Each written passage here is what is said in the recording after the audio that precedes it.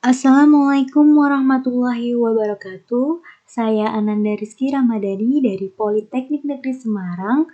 Di sini saya akan menampilkan program rekayasa sistem persediaan. Dalam program yang saya buat, saya menggunakan bahasa pemrograman Visual Basic 6.0. Selain itu, saya menggunakan XAMPP di mana digunakan sebagai server perangkat lunak. Nah, dalam XAMPP di sini kita bisa mengaktifkan Apache serta MySQL. Nah, selain itu, saya juga menggunakan localhost PHP MyAdmin. Nah, kita tunggu beberapa saat untuk melihat. PHP MyAdmin sendiri digunakan untuk mengelola database atau tool MySQL.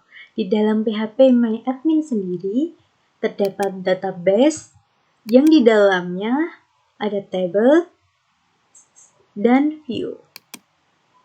Nah, ini bisa dilihat dari isi view itu sendiri. Nah, selanjutnya kita bisa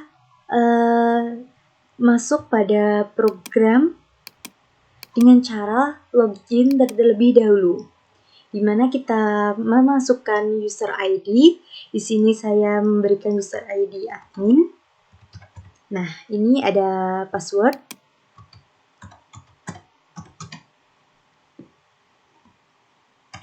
Nah, oke. Bisa langsung oke. Nah, di sini kita langsung masuk pada form utama. Bisa kita lihat dalam form utama terdapat beberapa menu, di antaranya file, data master, transaksi, laporan, stok, Windows, dan help. Nah, pertama kita mempelajari menu file terlebih dahulu, memahami. Di sini ada user, logout, dan exit. Logout dan exit ini hampir sama ya. Kita akan membahas user. Nah, di sini ada form data user. Di sini kita bisa menambah maupun mengoreksi, menghapus. Nah, di sini saya akan mencoba menambah. Kita akan menambahnya dengan mengisi dari user ID. Kalau kita klik belum bisa, maka kita akan klik tambah user ID. Kita tulis di sini keuangan dengan nama Nadira Shiva. Password Nadira 12. Ulangi password Nadira 12. Dengan adanya akses di sini kita bisa isi, mungkin bisa keuangan, dan kita bisa simpan. Nah, maka akan muncul ini sukses disimpan. Oke. Di sini ada admin, operator, dan keuangan dengan hak akses masing-masing.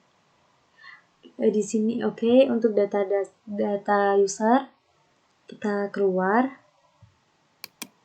Nah, di sini ada logout dan exit. Kita coba klik di exit, maka akan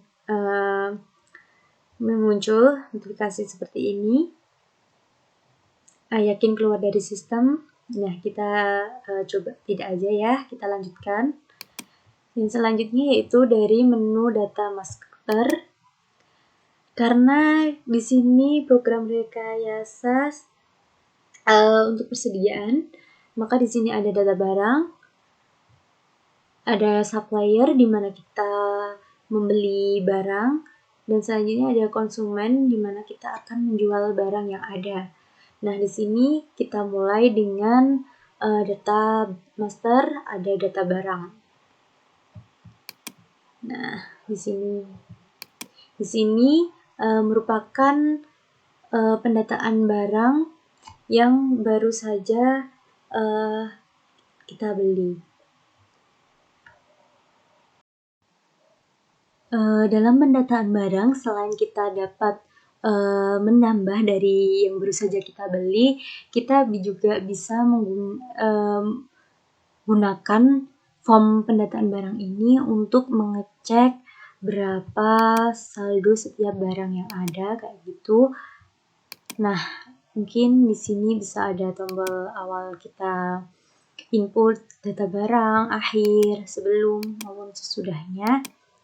Nah, untuk itu kita bisa saja salah satu di antara ini kita koreksi seperti ini. Mungkin ini kita batalkan saja. Langsung kita mencoba buat menambah data barang. Ya, kita tuliskan kodenya. Kita mau ke buku B, buku materi BM 001. Nama barang buku materi bahasa. Buku materi bahasa dengan satuan buah saja, dengan harga jual. Ini harga jual. Kita harga jualnya 12. Terus harga beli 10. Misalkan seperti itu. Stok, dengan stok 30 buah. Stok minimal kita buat saja 5. Seperti ini.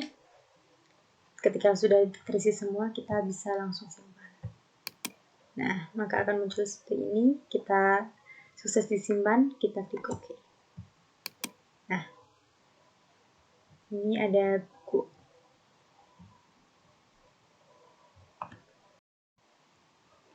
Kita selanjutnya dari pendataan barang, kita bisa keluar. Kita mencoba lagi untuk data supplier.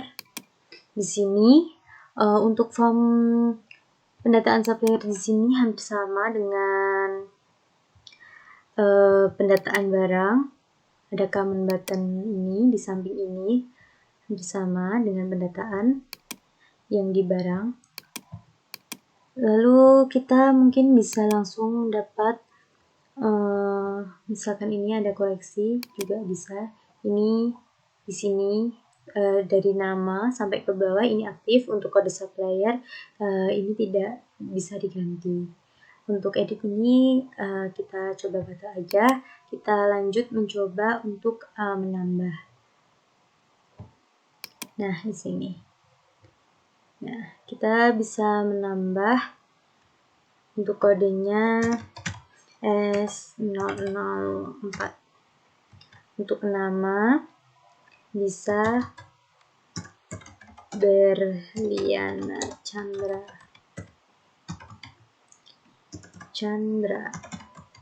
Langsung kita isikan alamat, misalnya Jalan Muda Raya 57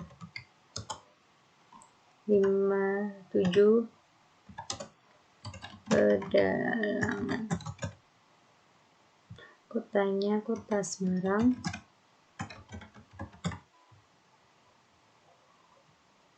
Kode pos misalkan 50267.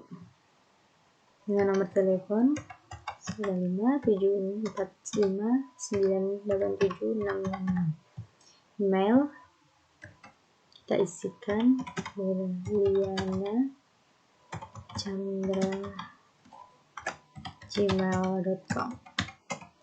Nah, setelah terisi semua, kita dapat menyimpannya.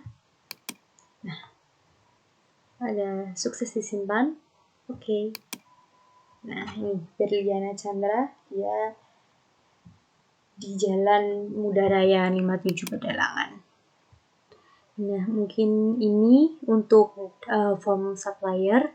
Kita bisa keluar. kita lanjutkan dengan form konsumen, di mana kita akan menjual barang yang kita miliki kepada konsumen.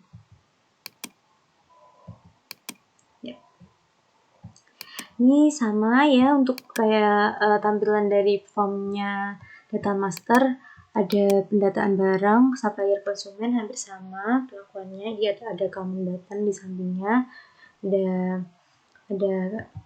data dari konsumen itu sendiri. Nah, untuk koreksi juga ini bisa, misalkan ini kita batal, kita langsung bisa mencoba buat menambah dari data konsumen sendiri, dimana kita menjual ke konsumen itu dengan kode. Kita lanjutkan untuk kodenya ke 003 dengan nama Intan Andani,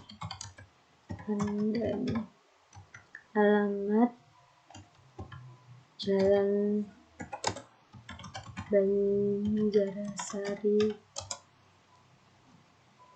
5213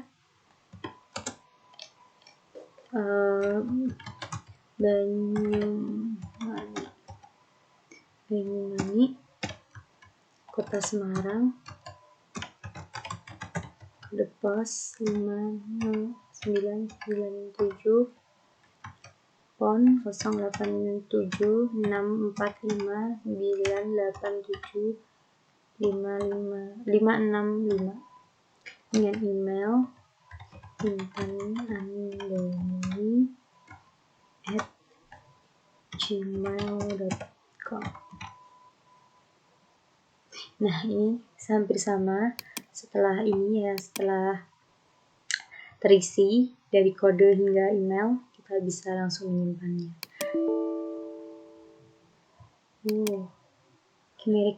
Ternyata kodenya ini masih K001. Saya salah menulis. Karena ini primary key, maka nggak bisa sama, maka kita harus menggantinya. Mungkin di sini lanjutannya ya, ada 3. Bisa cut strip 003.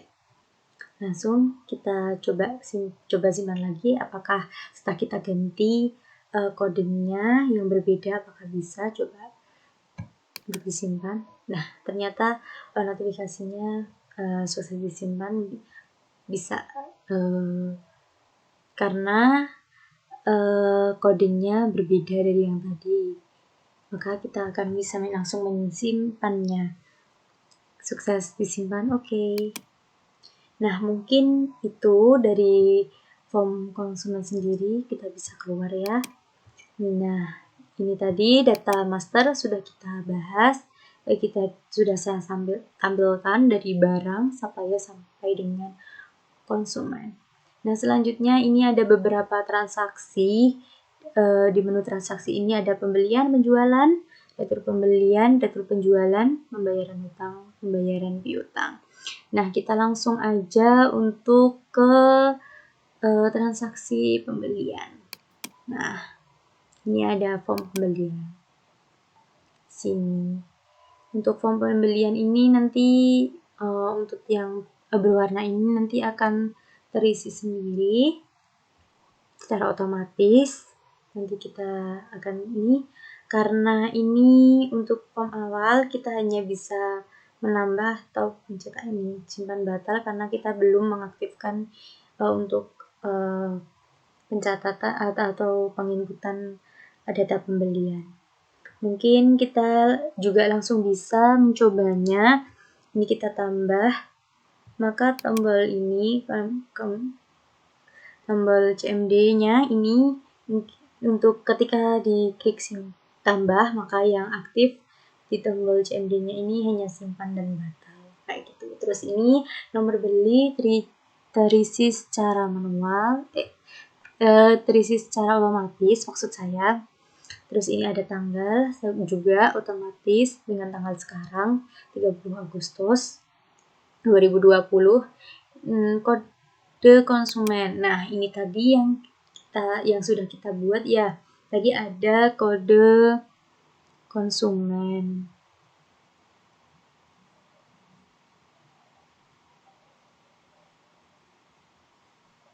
Ya, maaf, ini mungkin ada salah ya. Ini seharusnya ada kode karena kita membeli ini kode supplier ya, nanti kita benarkan. Jadi di sini ada S1 sampai dengan 4 di mana S ini menunjukkan supplier. Nanti kita akan ganti labelnya setelah ini ya. Untuk ini maka ini ada supplier S4. Nah, dengan nama supplier Beliana Chandra, kita ada data-data barang. Di sini kita bisa menambah karena pembelian ya, kita bisa ke ini, misal buku keterampilan menulis dengan jumlah karena kita membeli ya. Ini kita beli, coba aja deh berapa ya, 10, 20. Kita coba 20 ya. Terus kita coba ya. Nih 20. Dan total ini kita enter. Dengan ini ada ikut keterampilan. Ini kita harus kayak mengatur gini. Ya. Nih buku keterampilan.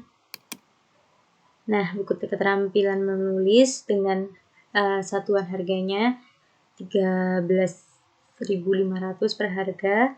Terus kita membeli 20 dengan total 270. Dari 13.500 dikali dengan 20. Nah, ini ada jenis tunai ataupun kredit. Nah, kita coba untuk pembelian kredit aja ya. Di sini ada total pembelian kredit, berarti kita ada utang sebesar 270. Nah, kalau misal kita ada uang muka, bisa aja kita tuliskan di sini. Nah, misalkan uang mukanya 10.000 terlalu cepat ya, 50 ya. Ini 50.000, maka kita akan mempunyai sisa utang sebesar 220. Karena kita menyebar uang muka sebesar 50.000. Nah, kalau sudah terisi semua ini, mungkin ini juga bisa tunai. Coba kalau misalnya saya ganti tunai, ini akan berganti dengan bayar dan kembali. Ini tadi untuk kredit, uang muka dengan sisa. Kalau tunai, bayar dan kembali. Nah, di sini karena bayarnya cuma 50 sedangkan 50.000 sedangkan total pembeliannya 270, maka ini akan minus. Nah, di sini kita ganti dengan kredit aja. Kayak gitu. Sudah terisi semua, kita bisa langsung menyimpannya. Nah, maka akan ada info berhasil disimpan, kita klik OK. Nah, mungkin itu kita bisa selesai. Nah, itu tadi dari transaksi pembelian. Kita lanjut ke transaksi penjualan. Nah, ini pada form penjualan barang, tampilannya sama seperti form pembelian sebelumnya. Di sini tombol aktif untuk pertama kali hanya tambah, cetak, dan selesai. Mungkin kita bisa langsung mencoba untuk ke tambah. Di sini nilai jual terisi secara otomatis beserta tanggal jual, dan ini kita bisa memilih kode pelanggan. Kode pelanggan di sini tadi kita sudah membuatnya di data master ke penjualan, berarti ke konsumen ya. Ini ada K003, kita bisa ini link toko. Nah, kode barang di sini bisa kita pilih sama halnya tadi yang kita buat, ada BM001 buku materi bahasa dengan jumlah penjualan sebesar 10. Maka di sini sudah ditotal dengan harga per unit per itemnya 12.000 dikali dengan 10, maka mendapat total 120.000. Di sini ada jenis transaksi, ada tunai dan kredit.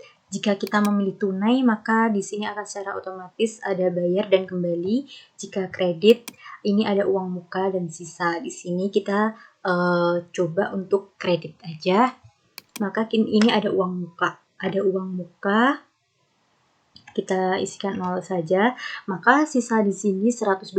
120 ini akan menjadi piutang. Dan nantinya kita juga akan bisa melakukan transaksi piutang seperti itu.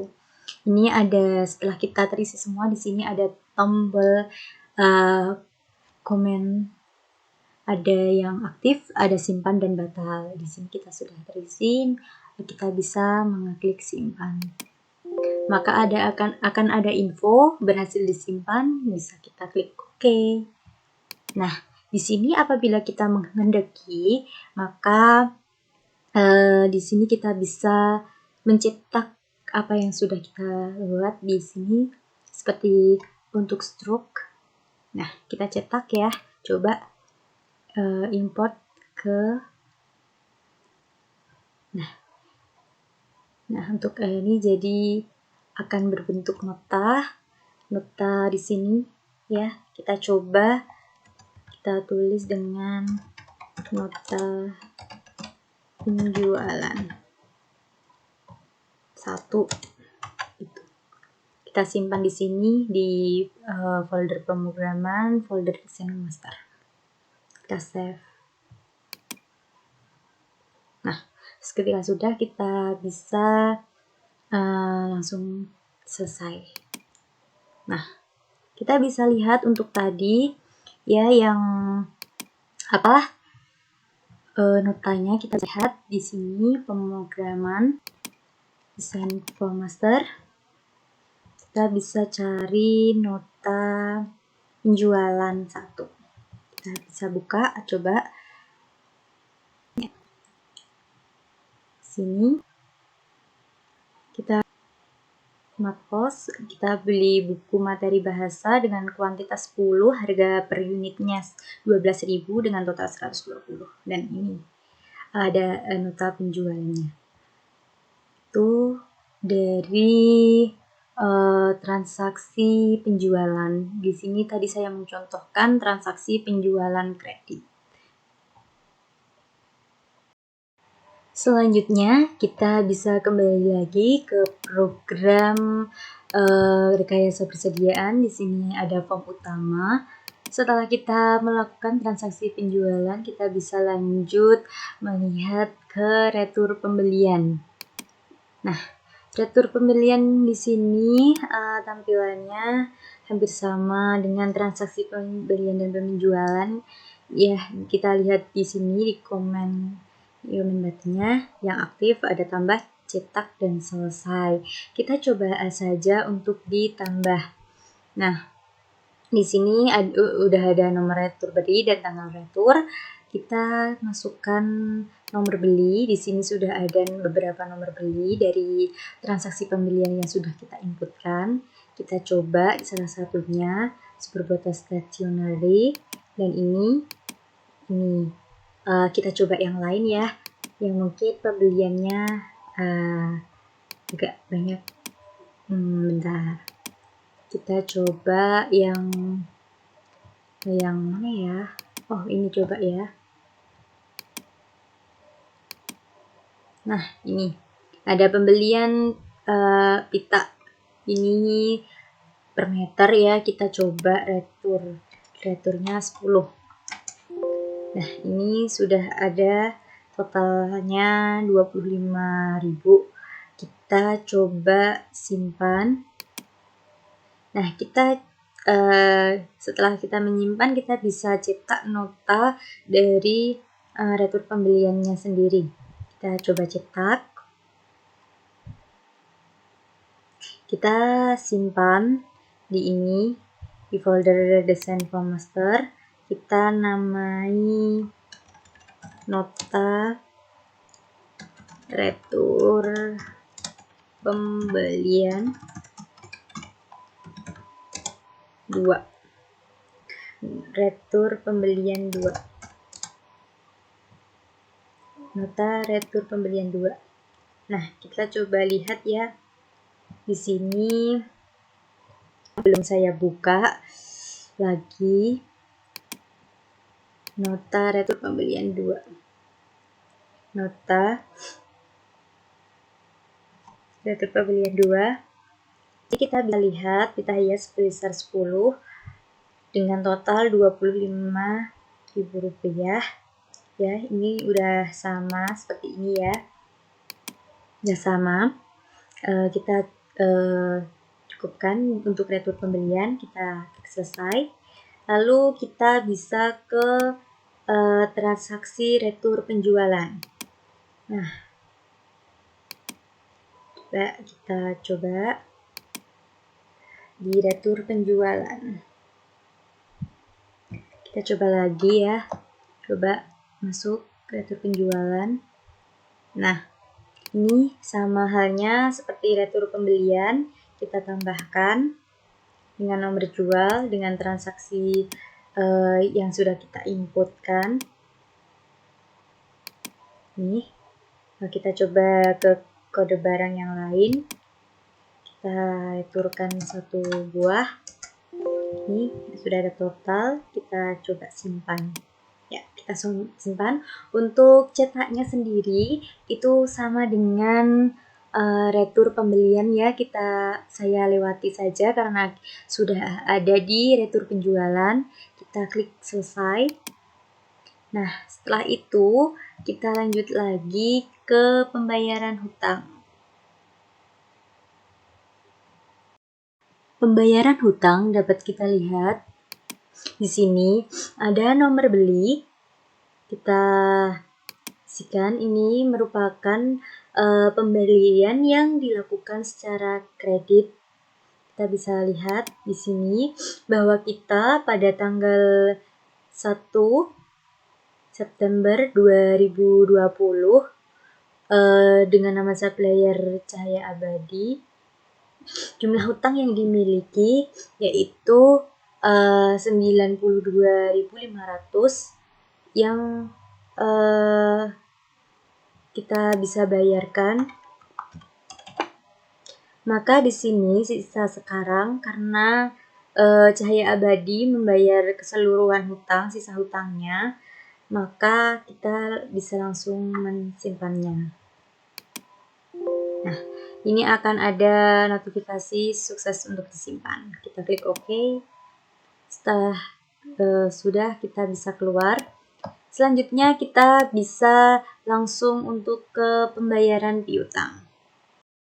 Selanjutnya kita akan membahas mengenai laporan. Laporan yang pertama yaitu laporan pembelian. Bisa kita lihat di sini ada beberapa pembelian. Nah, di sini kita bisa melaporkan data pembelian. Jika kita ingin menghendaki dari tanggal ini, kita bisa mengisinya.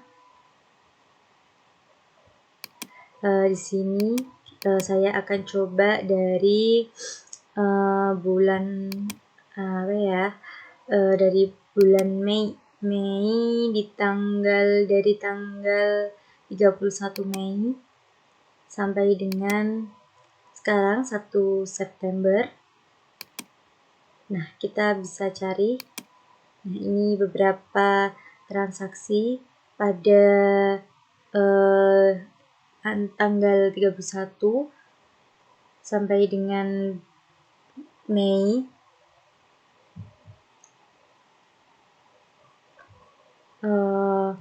Sampai dengan 1 September di sini.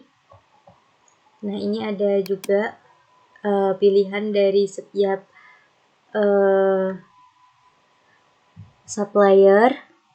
Kita coba satu saja di sumur botol atau ini buku, bintang buku ekspor. Kita coba tunggu. Ini berupa laporan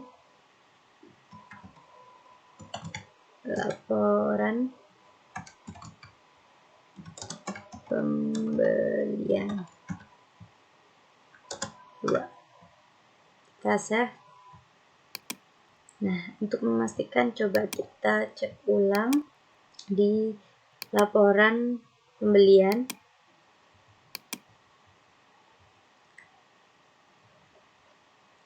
Laporan pembelian 2.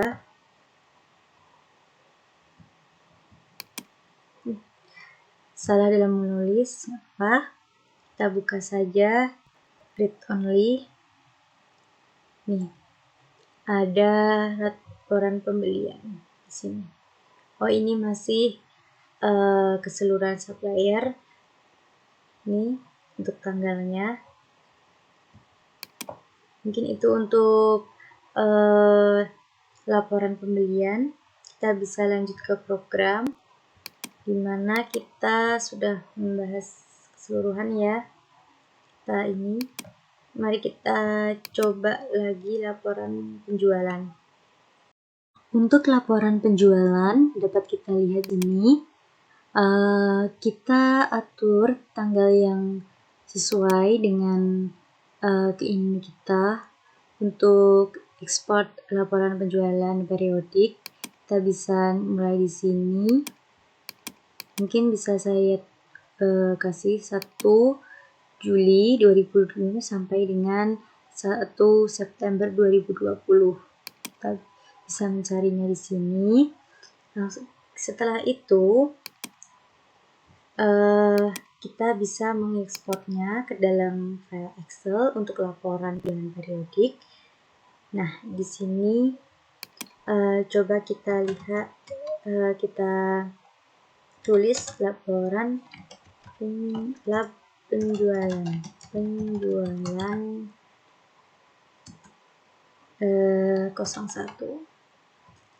Laporan penjualan lab penjualan 01. Kita simpan. Nah, lalu kita coba cek lab penjualan 01. Nah, lab penjualan di sini bisa kita lihat tadi ada 3 transaksi di sini dengan total 45.000. Ini untuk laporan penjualan. Kita lanjut lagi ke laporan setelah penjualan, yaitu ada laporan retur pembelian. Retur pembelian di sini kita dapat lihat ini kita aktifkan tanggal auto refresh ya. Kita coba milih dari 1 Juli sampai dengan sekarang 1 September. Kita cari di sini ada 3 retur. Nah, setelah ini kita bisa ekspor.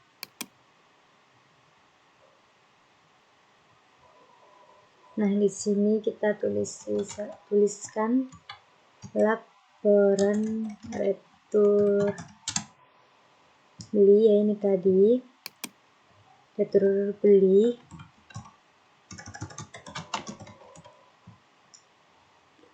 Kita simpan.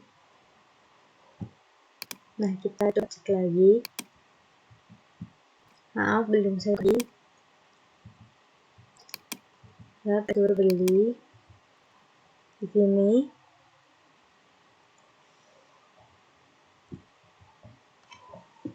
Retur beli.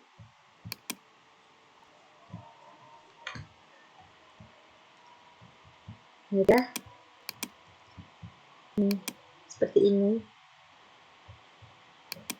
Cukupkan, kita kembali ke program lagi.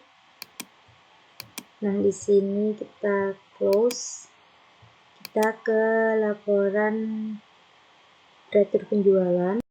Kita coba laporan retur penjualan di sini. Kita aktifkan auto refresh sama laporan tanggal. Aktifkan tanggal. Sini saya ini ya. Coba kita 1 September ini kita coba dari 1 Agustus sampai dengan 1 September. Ini ada 3 transaksi retur penjualan. Di sini kita bisa langsung mengekspornya. Nanti seperti laporan retur pembelian nanti akan ke sebuah file Excel untuk ini, data ini.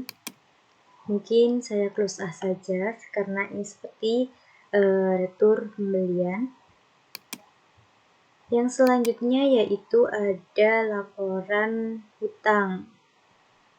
Selanjutnya laporan piutang, kita lihat di sini sama halnya dengan laporan hutang.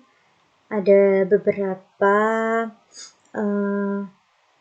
piutang yang sudah dibayarkan. Di sini dibayarkan, ada yang dibayarkan keseluruhan, ada yang dibayarkan sebagian, atau di sini mungkin ada uang muka sehingga utangnya tinggal sisanya, dan ada beberapa piutang yang belum terbayarkan sama sekali sehingga sisa piutang sama dengan jumlah piutang awal. Kita coba untuk mengaktifkan tanggal. Di sini di bulan September belum ada transaksi apapun. Kita lihat per 1 Agustus sampai dengan sekarang. Nah, ini ada 3 transaksi di sini. Nah, kita coba ya, itu refresh. Nah, kita akan jadikan ke file Excel seperti laporan-laporan. Nah, kita tulis di sini piutang. Kita save. Kita coba sini, kita lihat laporan hutang. Di sini ya, kita coba untuk membaca saja. Di sini ada 3 yang tadi sudah dijelaskan. Seperti itu dengan total 320.000 yang dimiliki oleh perusahaan. Kita lanjutkan ke laporan selanjutnya. Kita close terlebih dahulu untuk laporan piutang. Selanjutnya kita akan ke laporan pembayaran hutang. Laporan pembayaran hutang, kita bisa lihat di sini ada 3 pembayaran hutang yang sudah dilakukan. Kita aktifkan tanggal. Di sini laporan yang kita coba yaitu per 1 September sampai dengan 1 September ada 1 pembayaran hutang di sini.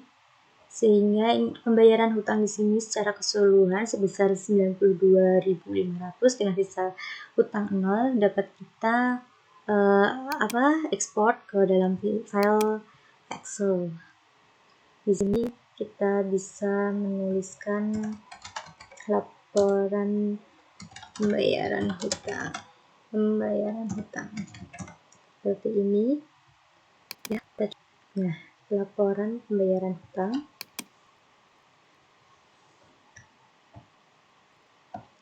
Return. Nih, ada 1 di bulan September. Ini bisa terlihat ya. Ya, kita lanjut ke laporan selanjutnya yaitu laporan pembayaran piutang. Laporan pembayaran piutang dapat kita lihat di sini ada 3 pembayaran piutang. Namun di sini ada 1 pembayaran piutang yang hanya dibayarkan sebagian saja sehingga sisanya masih ada tersisa 100.000 dibayarkan 50, maka sisa piutangnya 50.000. Coba kita aktifkan tanggal dari beberapa per 1 Agustus juga ya. Kita sampai dengan sekarang kita cari, ternyata hanya ada 1. Coba kita untuk ke Juli, kita mencobanya 1 Juli. Kita coba ke Mei 1. Nah, ini coba ya, ini keseluruhan dari bayar piutang, artinya itu kita ekspor ke dalam file Excel. Nah, kita tulis pembayaran piutang. Nah, kalau sudah laporan pembayaran piutang, bisa buka sini. Ada dengan sisa piutang 50.000 karena ada pembayaran piutang yang dibayarkan sebagian. Di sini dibayarkan setengahnya sebesar 50.000. Nah, ini pembahasan kita mengenai laporan dari laporan pembelian hingga laporan pembayaran piutang sudah saya tampilkan. Di sini ada menu kelima yaitu menu stok, ada tutup stok menang, tutup stok dan kartu stok. Selanjutnya saya akan membahas mengenai stok opnam. Stok opnam di sini kita gunakan untuk menyesuaikan jumlah barang yang ada di toko. Nah, di sini kita masukkan tanggal transaksi penjualan tanggal 1 September 2020. Untuk nomor invoice-nya saya beri SO003 karena sebelumnya ada SO001 di mana ini sama dengan yang sebelumnya karena ini nomor invoice-nya primary, maka tidak boleh sama. Nah, di sini saya akan mencoba menyesuaikan barang. Salah satu barang di sini barangnya hilang. Nah, kita masukkan kode barang. Di sini saya akan menggunakan pensil 2B untuk barang yang hilang. Ini jumlahnya ada 11 pak. Kita kurangkan 1 pak, maka kita beli 10. Nah, ini harga beli praktiknya 35.000. Setelah sudah kita bisa langsung save, maka akan ada notif simpan atau sukses untuk disimpan. Kita klik OK. Nah, ya. Selanjutnya kita bisa langsung lanjut pada menu stok, tutup stok. Kita selanjutnya akan mencoba untuk pada menu stok, pada tutup stok. Nah, di sini sudah tampil form tutup stok. Kita akan mencoba untuk menutup stok di bulan 8. Saya akan mencoba di bulan 8 tahun 2020. Kita coba klik OK. Nah, ini 100% completed dan ada informasi bahwa tutup stok sukses. Nah, kita bisa klik OK. Nah, itu tadi dari tutup stok. Selanjutnya kita akan ke kartu stok. Untuk kartu stok dapat kita lihat di sini. Kita akan mengetahui untuk setiap kode barang pada bulan tertentu apakah melakukan pembelian atau penjualan atau bisa keduanya. Di sini kita akan mendapatkan informasi mengenai kode ke setiap barang dengan penggunaan kode barang. Nah, kita contohkan di sini P001 pada bulan 8. Saya akan mencoba untuk bulan 8. Nah, di sini pada bulan 8 untuk barang P001 terjadi transaksi pembelian 10 unit dengan harga 35.000 per unitnya. Sehingga saldo di sini 10 dan pada tanggal 30 Agustus melakukan pembelian kembali. Nah, sebesar 10 dengan total harga 350. Maka di sini dengan sendirinya akan menambah atau menyaldo sebesar 20 dengan total harga Rp700.000. Nah, dari informasi ini kita juga bisa mengekspor ke Excel. Nah, di sini kita tuliskan kartu stok. Nah, ya, yes. Oh, sudah jadi kita coba, ya, kita coba lagi. Sudah tersedia kartu stok. di sini. Nah, tadi tidak tersimpan karena sudah ada nama sebelumnya. Kita cari untuk kartu stoknya yang sudah kita ekspor. Oh ya, untuk kartu stoknya ini. Tadi di P1 untuk bulan 8 di satu stok tanggal 1 bulan 8 ada dua transaksi pembelian dengan masing-masing saldo ini yang awal 10 ditambah dengan 10 menjadi 20. Nah, untuk selanjutnya kita akan melanjutkan ke menu selanjutnya. Ini kita close. Pada menu Windows dapat kita lihat di sini ada ada kalkulator dan explore. Nah, kalkulator di sini adalah alat bantu kita jika kita ingin melakukan penghitungan. Untuk penggunaan kalkulator bisa kita lakukan dengan adanya menu Windows di sini. Dan selanjutnya yaitu ada menu explore, di mana kita melihat dokumen yang ingin kita buka ataupun hal apa saja yang ingin kita lakukan ketika kita sedang menjalankan program rekayasa persediaan ini.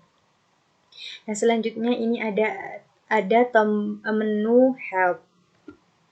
Menu help di sini merupakan menu terakhir dalam program ini. Terdapat form about, di sini dapat kita lihat ya, untuk about new project. Kita close saja.